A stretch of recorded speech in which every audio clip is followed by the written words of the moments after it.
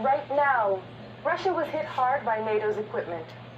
European forces are striking at Russia. Shocking decisions have already been made by Britain and other partners. The army is in a real disaster. You need to see this. There is simply no equipment. Hellish explosions in Russia. Ukrainian drones have destroyed key facilities inside Russia. All of this coming up next in our broadcast. Hotspot. European forces are entering the fight. Britain and Norway are seriously taking on Putin. This agreement will hit the Kremlin hard. What's it about? And what do these actions from Europe threaten Putin with? Watch the story. Britain and Norway began negotiations last Thursday on a defense agreement that can counter the threat from Russia in the Arctic. According to the publication Politica, British Defense Minister John Healey met with his Norwegian counterpart Tor Mikkel Wiberg at the Norwegian Joint Headquarters, a fortress dug deep into the slope of a mountain not far from the northern city of Bodo, just above the Arctic Circle. Britain is determined to play a leading role in European security, supporting the foundations of our safety and prosperity at home, and showing our adversaries that we are united in our resolve to protect our interests. Norway remains one of Britain's most important allies. We will create a new era of defense partnership that will bring us closer than ever before as we tackle growing threats, strengthen NATO, and enhance our security. In the far north, the defense agreement provides for closer cooperation between the armed forces of the two countries, including the protection of underwater cables from sabotage.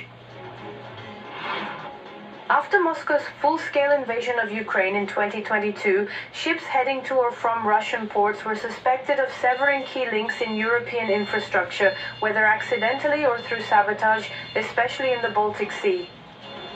Russia's Arctic potential, military potential, greatly exceeds the potential of those countries, other countries, primarily NATO countries that are in the Arctic basin. So, of course, we need to strengthen both investments and increase the armed formations, that fleet, those submarines, or the coastal fleet that is located there, because otherwise it's important to understand that this is a very significant region. Healey's visit followed the entry of a Russian spy ship into British waters in January and November of last year. Last month, the defense minister informed Parliament that the vessel was used for gathering intelligence and mapping the critically important underwater infrastructure in the UK before it headed to the North Sea. Especially in the Arctic. Russia has nothing to seize, but a serious military presence. Threatens everyone. Why? Because actually, the shortest route from Russia to the United States goes right through the Arctic. For ballistic missiles. So of course the Arctic region is important. Russian nuclear submarines are on constant duty in the Arctic, which complicates the global security situation. After all, as we know, Russia cannot be trusted, and it has proven this more than once. Putin's Russia, it threatens the whole world. Don't think that all threats are limited. Ukrainian theater of operations, and Putin needs 4 regions that he recorded in the Russian constitution. Of course not. Putin needs control at least over part of Eastern Europe, not just over the former Soviet republics, but even more. Uplifting music. Global warming, which facilitates oil extraction as well as military presence, is drawing Putin to the Arctic. And here's what such passion could lead to. Let's discuss it in the studio. While the new US administration enthusiastically organizes global talks to end the war between Russia and Ukraine, European partners are seriously concerned about the issue of substantial and reliable security guarantees for Ukrainians. The White House agrees that the security of Ukraine should primarily be the responsibility of European countries. What should these guarantees be like so that they don't end up being as useless as the infamous Budapest Memorandum? There are 2 fundamental positions. The first position is that it is extremely important for us to ensure that Russia does not have the ability to attack Ukraine in the future, because such conditions will persist, and we understand that such risks will be present for a long time. And in this context, the development of a formula for either the country's accession to NATO or the deployment of foreign troops on Ukrainian territory, troops, weapons, forces, and resources to support us. In the near future, Ukraine will not be able to join NATO, and the North Atlantic Alliance will not be able to deploy its troops as a peacekeeping contingent along the line of demarcation. Russia categorically disagrees with this. The option of deploying troops from certain European countries is quite a likely scenario, military analysts say. The only possible option for deploying peacekeepers, I want to emphasize again, is bilateral agreements between Ukraine and the countries, and with each individual country. But again, there's one nuance here, Article 17 of the Constitution of Ukraine, which prohibits deployment and such of the state territory of Ukraine. And accordingly, the deployment of peacekeepers means permanent dislocation points. That is, these are the bases. And there are such the first leaders of the old world have already started talking about the options. Yes, the Prime Minister of the United Kingdom, Keir Starmer, stated that he is ready and willing to send his country's troops to support any peace agreement. But it also means the readiness and willingness to contribute to ensure Ukraine's security guarantees. We need to deploy our own troops on the ground, if necessary. I'm not saying this lightly. I feel a deep sense of responsibility regarding the potential threat to British servicemen. The Swedish Foreign Minister, Maria Malmer, also spoke about the possible deployment of her country's military contingent. She stated that the country does not rule out sending peacekeeping troops to Ukraine if necessary. Right now, we need to first agree on a fair and sustainable peace that respects international law. When we have such peace, it will need to be maintained. And for this, our government is not ruling anything out. Earlier, the French side also spoke about the peacekeeping contingent. In general, we're talking about a little over 100,000 peacekeepers from different countries. Meanwhile, Russia's mobilization resource is about 15 million people, and this number far exceeds the capabilities of Ukraine and our partners. So the main security guarantees for Ukraine are modern high-tech weapons of domestic production, plus assistance from European partners. At the moment, the Ukrainian defense industry can meet the needs of Ukraine's defense forces at about 30%. Unfortunately, this very factor is indeed the Achilles heel that our strategic partners are pressing on, fully understanding that without external military technical assistance, it will be quite problematic for Ukraine. So it's about developing our own army to increase its size, the number which the president is talking about. But at the same time, first and foremost, we need to clearly understand that this is a war. It's a war of technologies. So we can defeat the Russian Federation not by the number of personnel, but by high-tech types of weaponry. Uninterrupted large-scale supplies of weapons, generous investments in the Ukrainian defense industry, and a contingent of foreign peacekeepers. Here are the three pillars on which reliable international guarantees should be based, so that Ukrainians do not feel deceived and abandoned in their fierce struggle for the security of the entire European continent. At this moment, the Ukrainian armed forces have managed to slow down the enemy's advance near Toretsk. And right under Toretsk, the Azov Brigade is powerfully taking out the Russians with NATO equipment. The losses of the occupiers are shocking. Exclusive footage from the front line follows. After Trump's announcement of a future meeting with Russian dictator and war criminal Putin, little has changed here in the Toretsk direction. At least for the Azov Brigade. The Russian infantry is advancing, the brigade's fighters are stopping it, and for now they have something to do it with. Finally, Azov has started receiving powerful Western equipment, particularly these, probably the newest artillery systems in the world, called Dita. Freshly made last year, the Czech Dita guns have significantly increased the capabilities of the Azov Brigade. It can, if needed, reach the enemy deep in their rear at a distance of 39 kilometers. To this position, almost everything is done automatically, from loading to aiming. It aims itself, and accordingly, the entire loading system also operates automatically at the firing position. The only thing that is pressed mechanically is the firing button. The Dita can fire several shells on different trajectories, but in such a way that they hit the same target almost simultaneously, so there's no chance to escape. The main advantages over Russian artillery are accuracy, range, and speed. This makes the Czech system an indispensable element of counter-battery warfare. But counter-battery warfare in Toretsk is not just about hunting for enemy guns. Right now, the fighters are trying to stop the advance of the Russian infantry. To do this, it's necessary to neutralize the drone control point that covers the advance of the enemy infantry. It hit the target area from where they launch. The Ukrainian group in the Toretsk area is currently operating as a single mechanism that grinds down the enemy, who has already claimed several times that they have taken Toretsk. The Russian occupiers even climbed to the top of the Toretsk mine to raise the tricolor flag above it. But the Ukrainian artillery interrupted the Russian mission with several precise strikes. The FPV drone shot down a tricolor rag.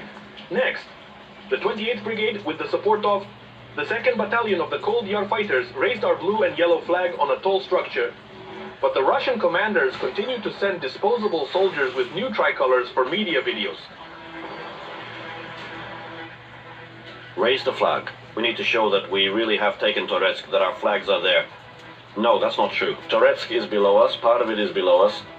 We are fighting for it now, and will continue to fight for it. Toretsk is one of the priorities of the Russian offensive. Despite all the statements from the Russian Ministry of Defense, the enemy hasn't taken it, but they have effectively divided the city in half, capturing its central part. 50%, maybe just a little less than 50. And right now we are holding it. Maybe 1 or 2 people are sneaking into our rear, and the enemy reports that they have taken everything, that we have taken the mine figuratively, or taken Toretsk, just because there are 2 of our guys on the outskirts. But we are currently in the center, and the fact that 2 people have slipped through is temporary. We will kill them no matter what, if not tomorrow, then the day after, but that's 100%.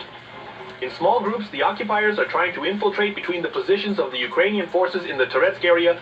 Sometimes they succeed, but most of these groups are suicide squads. For the most part, it's reconnaissance. Alive, and theoretically, out of a group of 18 people, only 2 survive, who just relay some movements or any information. This wounded occupier chose life and is crawling on his knees to surrender to the positions of the Azov Brigade. He just crawls into the basement and says, I don't understand why this war is even necessary. So why did you come here if you don't understand why this war is necessary? Patronymic. And if I don't believe, a Russian was brought out by the Azov drone. Then your drone stopped and dropped me some water. He's like a drink. It's like, don't be afraid, it's not poisoned. Right through the drone. They talked to him with a speaker. Yes, I drank and he says, if you're going to surrender, raise your left hand. I raised his hand. He saved the occupier's life because his own people wanted to eliminate him. And when he saw our drones, he said, get ready for 200. I pretended that these were for 200. Our drones hovered above me, circled around, and then flew away. Could your drones have finished you off? Yes, if they give a signal, they can finish you off. 3 stormtroopers survived from his group. Everyone was captured by the Azov fighters. All 3 were contract soldiers who went with weapons to a foreign country of their own accord. The motive is money. We're just pushing all of Russia into mortgages. You're saying really scary things right now, you know? You're talking about your mortgage, which we don't need here at all. You're comparing this to people's lives, you understand? Because of the mortgage, I don't know, because of your criminal record or something. Did you kill anyone here? They could have killed... Behind the front line, the Ukrainian army is building several lines of defense with bunkers, firing points, and dragon's teeth. If we can't hold the city, they'll fall back here. Artillerymen work the same way during a withdrawal, and so do the mortarmen. Only later will the infantry actually enter these bunkers. They enter a prepared position, and already under combat operations, the infantryman perfects it to an ideal state. This is a defense sector being built by Azov. Everything, as they say, is classic, but the net above is already a modern improvisation.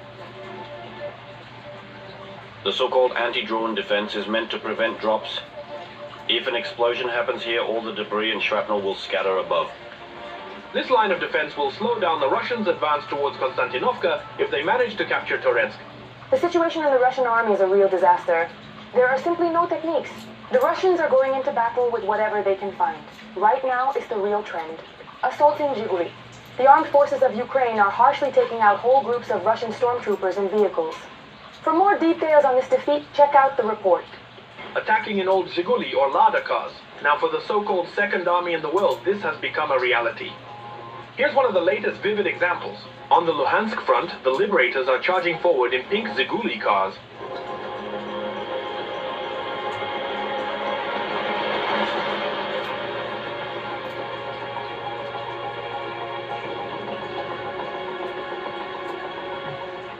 The stocks of military equipment among the Russians are rapidly depleting and they cannot be replenished. Therefore, the only solution is the civilian automotive industry.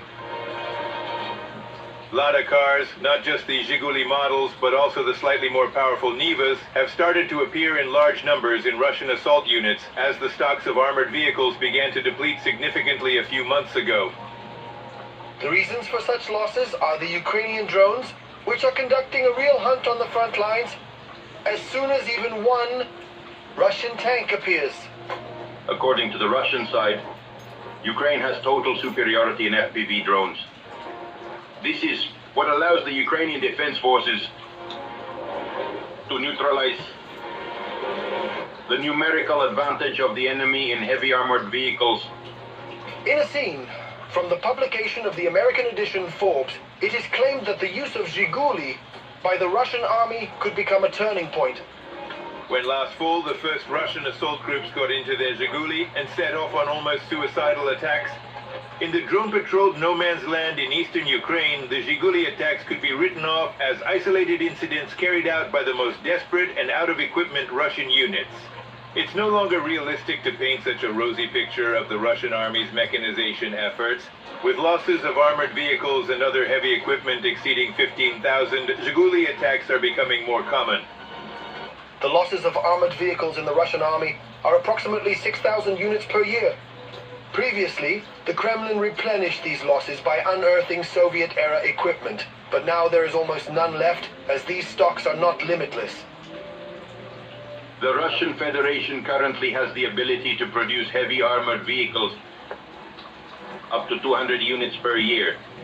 But considering the losses on the front lines, these figures are minimal and don't even address tactical levels. The task of the occupying army in Ukraine.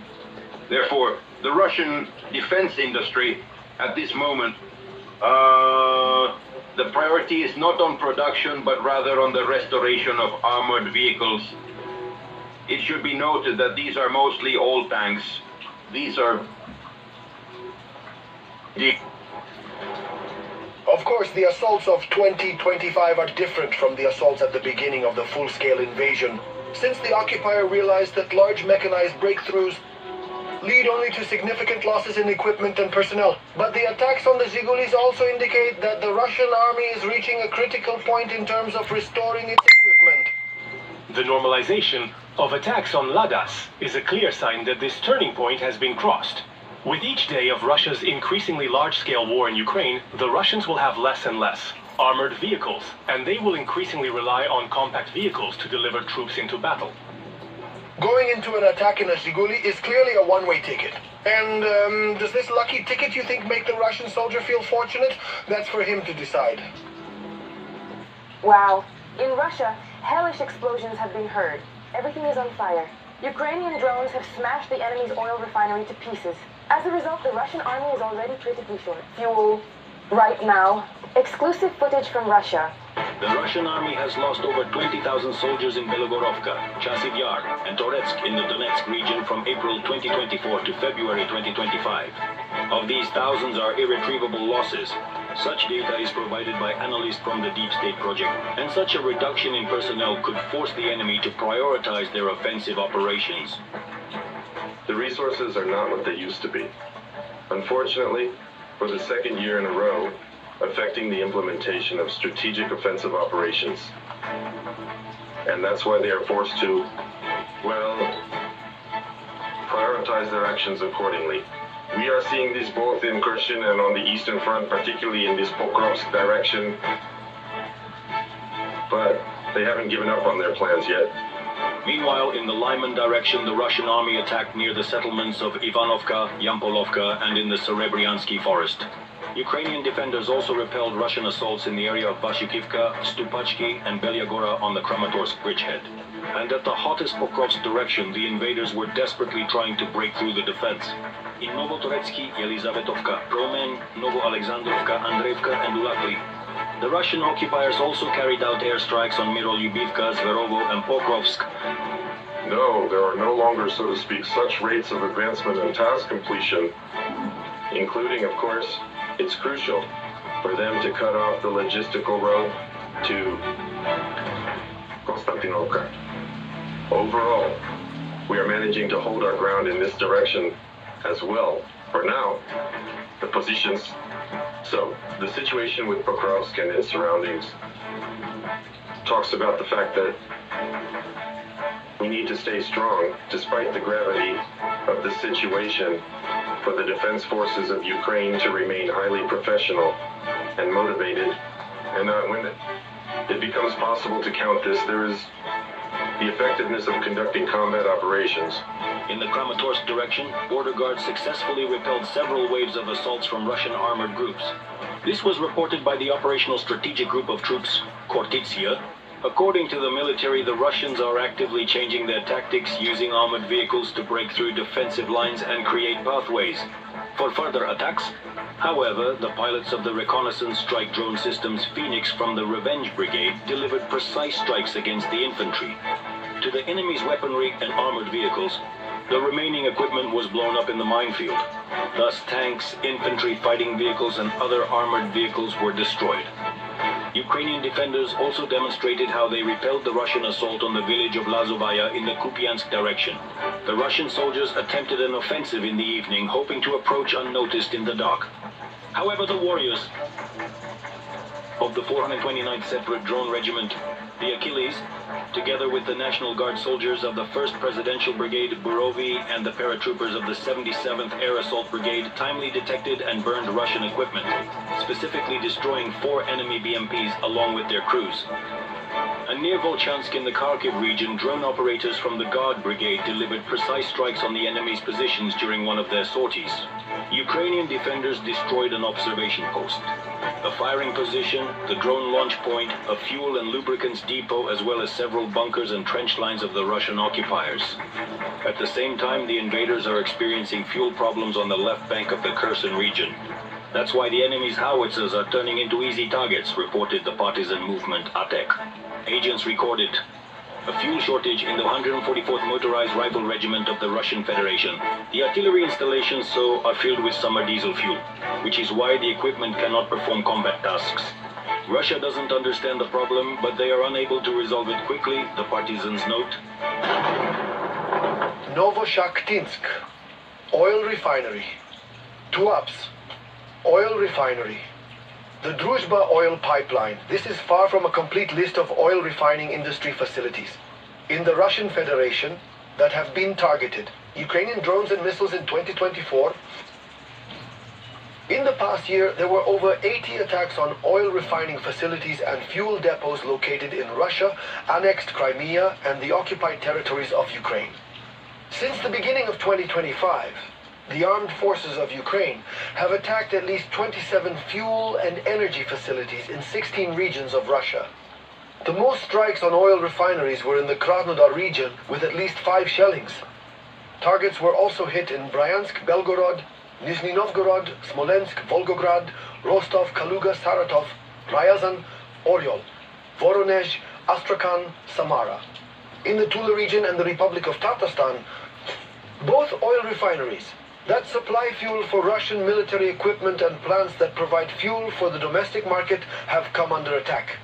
The important economic factor from the strikes on Russian oil refineries was also noted by Ukrainian President Volodymyr Zelensky. For every $2 invested in our long-range capabilities, we are already inflicting $10 in losses on Russia. This is not the necessary dynamic. Russia needs to feel the cost of war in order to truly desire peace. A series of drone attacks have led to unscheduled equipment repairs amid Western technology sanctions. Just last year, attacks by Ukrainian drones brought production at Russian oil refineries down to a 12-year low. In 2025, the number of raids has only increased, and this will lead to an even greater decline. According to the Russian Federation itself, the Nizhny Novgorod region oil refinery suspended production after drone strikes by the main intelligence directorate of the Ministry of Defense. A similar fate has befallen the Ryazan oil refinery, which, by the way, is located just 200 kilometers from the Russian capital. It supplied fuel and lubricants, not only to the Russian army, but also primarily to the capital region. The Ukrainian side can have a significant impact not only on the economic potential of the Russian Federation, but also, first and foremost, disrupt the logistics of the occupying forces. In addition to the economic attack, there is also a psychological impact harbored on the oil refineries. Russians see the war not just on TV as something far away, but right next to them, right under their homes. On the night of Wednesday, February 19th, Ukrainian drones seriously damaged the Syzran oil refinery. The operation of the plant that produced fuel, aviation kerosene, and bitumen, which played an important role in supplying the Russian army, has been suspended indefinitely. Veterans of the so-called special military operation, returning from the front, pose a deadly threat to Russia.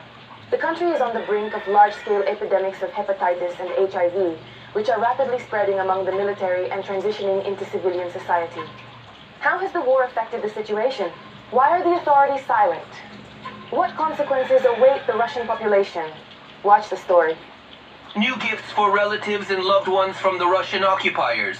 At the beginning of the full-scale invasion, soldiers were sending home stolen washing machines, clothes, and household appliances from Ukrainian homes. Now, returning on leave. Downy Antibac. Walahan. Ayan, kulog tuloy. Pwedeng walang kulog with Downy's Antibac Power. Para sa bangong parang tinilo sa araw. It's like watching on sunshine with Downy. Gusto ng sarap na abot ng budget? Ajinomoto to the rescue. Just ang linamnam sarap.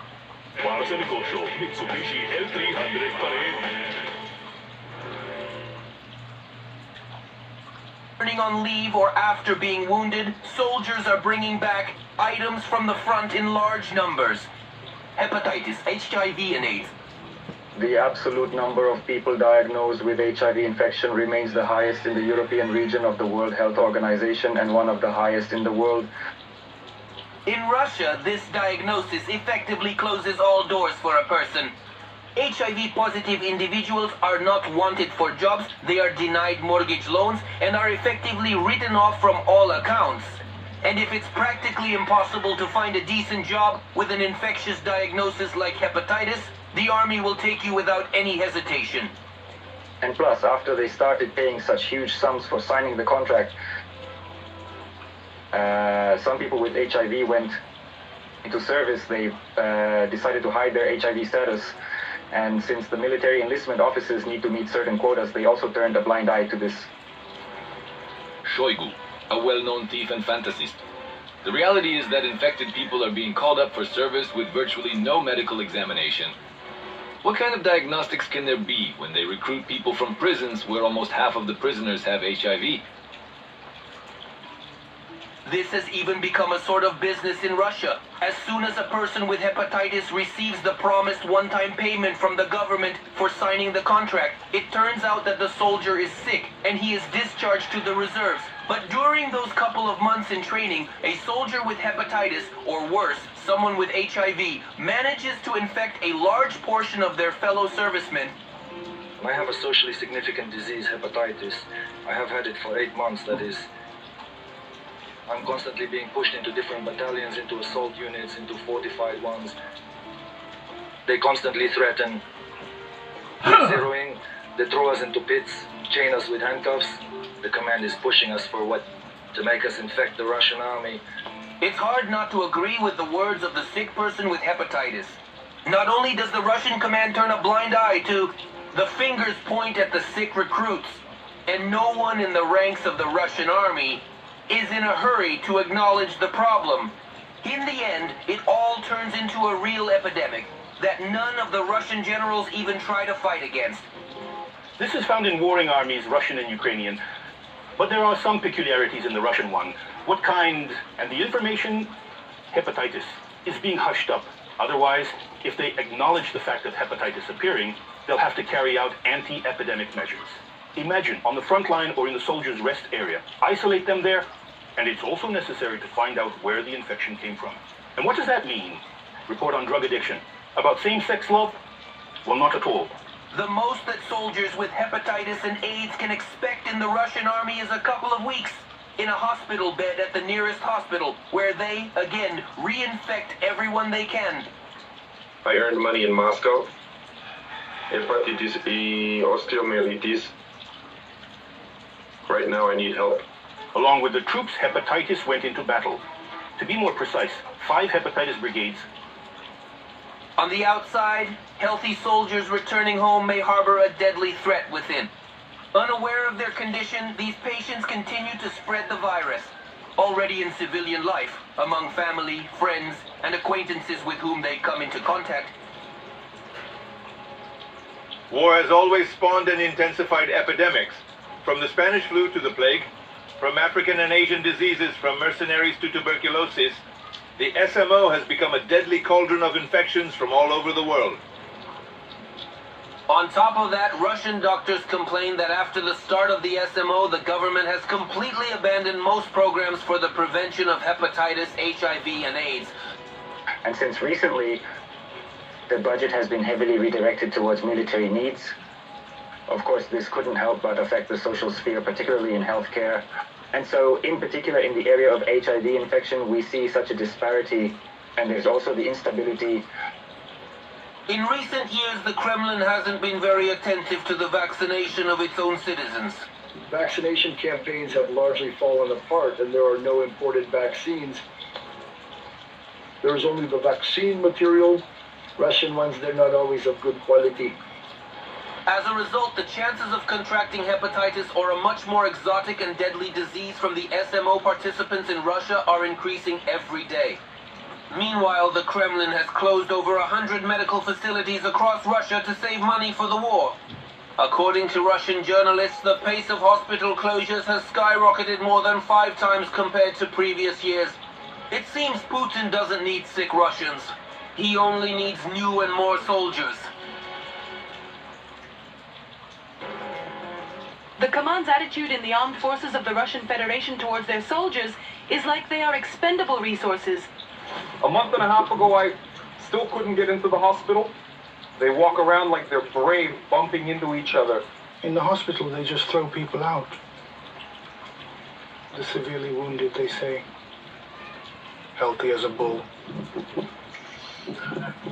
Despite various injuries, they are all forcibly kept at the front. The security service is taking our guys off. Casts, takes away crutches, and prepares them to carry out combat tasks. Guys are limping in wheelchairs, they're being shoved into cars. The security service has lost its fear. All of this is happening due to a lack of personnel and the heavy losses of the Russian army. 2. 2 more. 1, 2. That's something visible from under the snow. What can't you get used to? It's the smell. Here they are lying down. These are all ours. And if before, soldiers with diagnosed pneumonia or tachycardia were sent from military hospitals to the front, now soldiers are increasingly seen at the front with crutches or sticks. Here are the servicemen, all with sticks. Some are wounded in the arms, some in the legs. Oh, I'm deaf. Also with a stick. The British Ministry of Defence's intelligence reports that the command of the armed forces of the Russian Federation is forming assault groups from injured Russians. Like this, so they don't see the phone. We're recording the entire dispatch. They're rewriting it. The guys went on the assault. Now, they will go in the evening now. Well, or in the morning. They will be taken to Makevka and sent off. Just like that. Yeah, here are the guys. That's it. We've arrived. I remember. The 20th Combined Arms Army, which, according to British intelligence, could form assault groups from injured soldiers. Hello, the 20th Army. To be continued. I had an appeal happen. If there is a realistic possibility, Russian commanders direct this activity towards maintaining personnel who would otherwise get lost in the overwhelmed medical system. One of the fighters in the video says that he signed a contract, went on combat missions 5 times, and sustained 2 serious injuries and a brain injury. Everything's fine. I served, yes. I went into battle 5 times, got 2 serious injuries, and a brain injury, a strong mental hospital admitted without weapons. Now they hang a weapon on me, lead me, and take me to the front without any problems. We have this 20th Army. This is the G30. 30 days of vacation. Now we'll go to the front. The first G15, I'm also spending it on the front, where if you want everything to heal, here's a sneaker. I can give it to you. The occupiers send injured and shell-shocked fighters into the attack to support their intense assaults, despite slow progress and heavy losses. The army is running out of steam. To advance in the way that was done in the fall, it's going to be very difficult from here on out. This will require some incredible, just unimaginable sacrifices, new ones. A new recruitment, a global recruitment for contracts or mobilization. And accordingly, these new assaults, so that people die. Russians use their injured comrades as expendable material. Torture, violence, threats, and reprisals. If they give me a weapon there, a weapon for me? With a hand like this. And they'll find the combat boots with a leg like this. Then let's go. Well, it's already a circus. It really is a circus. They won't let you recover in peace. They are being shoved somewhere, thrown from somewhere. This footage was captured by a drone. You can see how the enemy is using occupiers on crutches in attempts to detect the fire positions of the defense forces.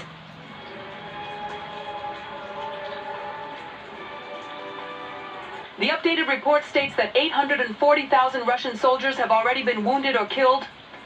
About 400,000 are in need of treatment in medical facilities outside the combat zone. Just yesterday, 50 people left. 50 people. Today, we will return 1 wounded person in very serious condition. 200. Out of 50 people, 49 were all 201, 300. Out of 30 guys, only 2 are alive, and they're both in serious condition. These are confirmed facts and have resonated across the internet. In this part, there are a large number of casualties, so-called 300s. And this is a storm with serious injuries. Back to battle. They have been deprived of the opportunity to recover. They are not treated at all. So absolutely nothing. So they treat them, they just bandage them up. Exactly. There is no proper incubation for them. In short, that is, the procedures they are supposed to carry out. The occupiers also complain about the lack of proper medical assistance in special facilities located further from the front line. Basically, this anthracite, so the hospital we are currently in looks kind of like a prison. So, as I explained, there are 110 people at MTZ, 1 toilet, constant lines for bandaging, lines without pain relief. They are poking around, crawling. The relationships needing are terrible. The medical burden falls back on the military units, where they don't treat but rather mutilate. On TV, they beat and tortured soldiers with injuries using a taser who they want to send back to the front.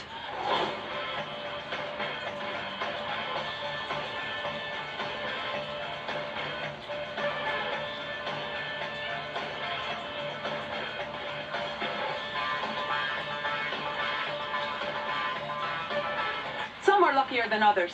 They end up in elite areas of Russia, for example, near Rublevka. But due to a lack of space in hospitals, they have started to place the wounded occupiers in the gynecology department. The world has actually gone mad. And it's very scary what's happening.